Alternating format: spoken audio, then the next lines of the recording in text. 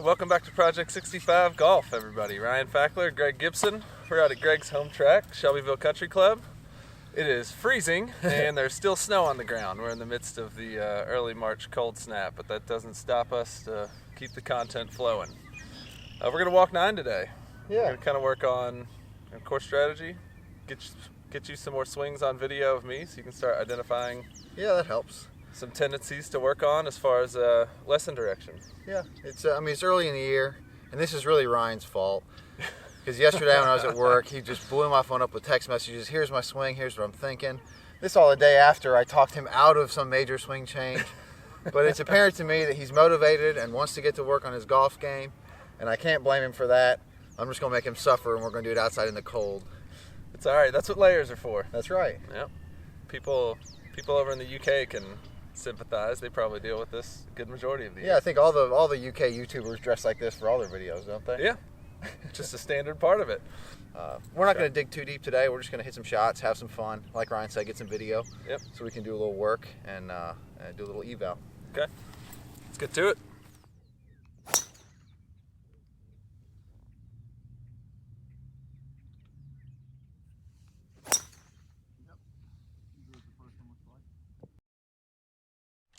And there's the snow we were talking about. So we got that going for us. So we got 110, maybe a slight bit of tree trouble. Shouldn't be any tree trouble as high as you hit it. Yeah. No, trees should be ignored. They're not in play. What are you hitting, 56 or 52? 52. 52. Yeah, that's right. You're 52, 58 so Yeah. set up. So it's probably not even a full one, huh? It would be just about a full one for me. 110?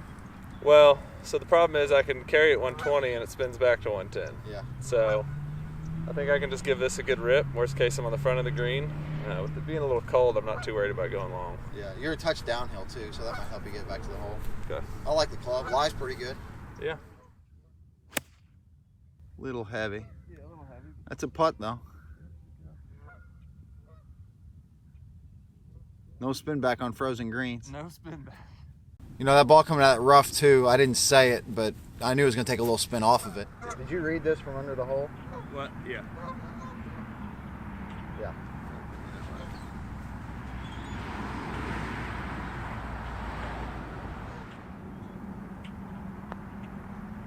Low. Not near enough.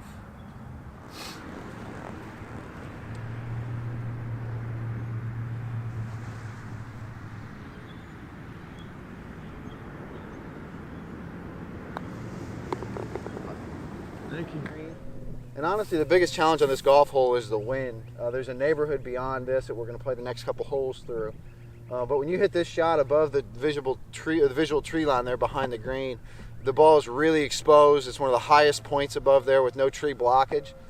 So if there's wind blowing, A, it's hard to feel down at the tee, and B, it can really move the golf ball a lot.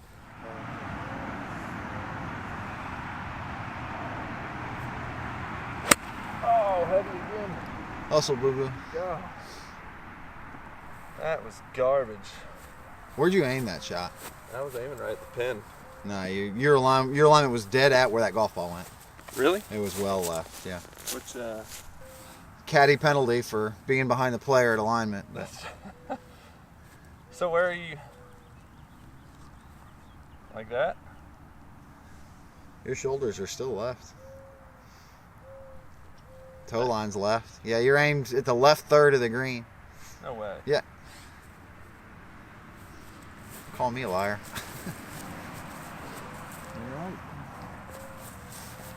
Look where the tee box is. Look, it's where the tee box is pointing you.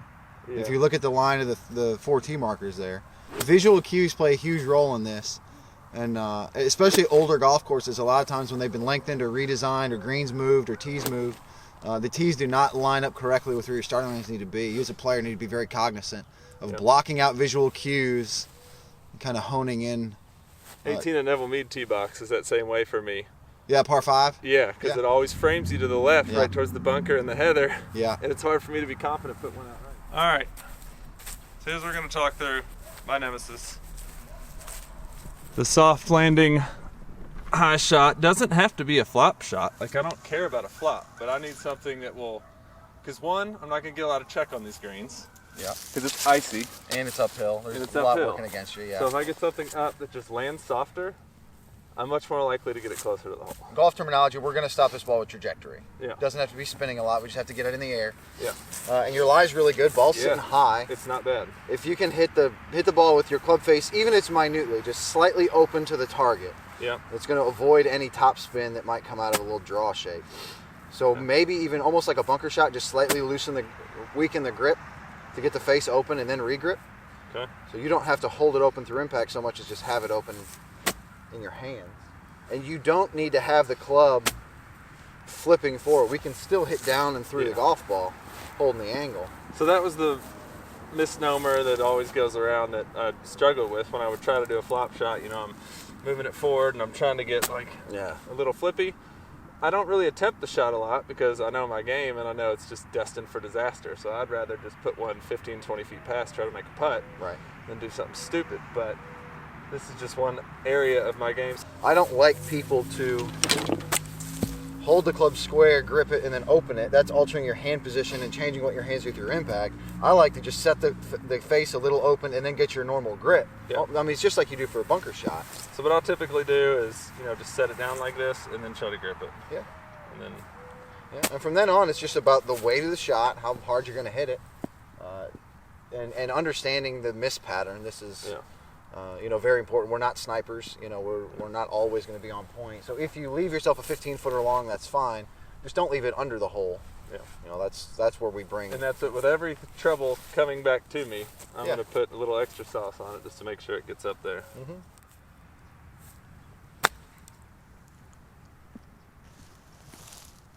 Not real crisp. Not great. But you're probably not going to make double. You might make bogey. But. Yeah. Needless to say, an important tip is identify your areas of weakness, be honest with yourself, and this is the first thing I'm working on as soon as it warms up and I get to the range. I mean, that's not terrible. No.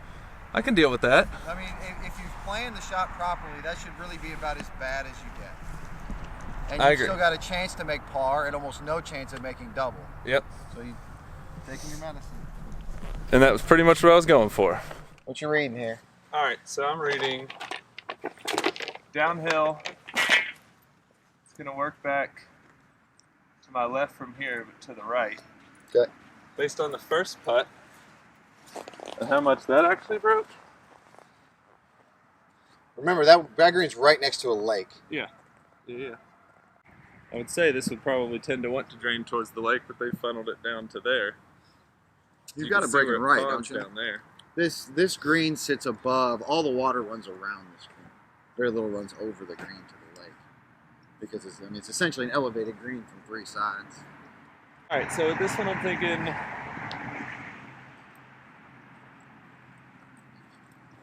about yay as a target line. Yeah. I don't hate it. And the other thing is here is look at the condition of the grass between your ball and the hole compared to what we had on the last green. Yeah. I mean, this one clearly is not in as good of a shape early in the year as that one. Yeah. In that area. So specifically, it's longer here. It's thin and a little bumpy here. So this is probably going to be a little slow just because it's going to hit something. And there's some thickness right here. Like this green probably has not been mowed as much as the previous one. Okay. So it's going to be a little slower, A.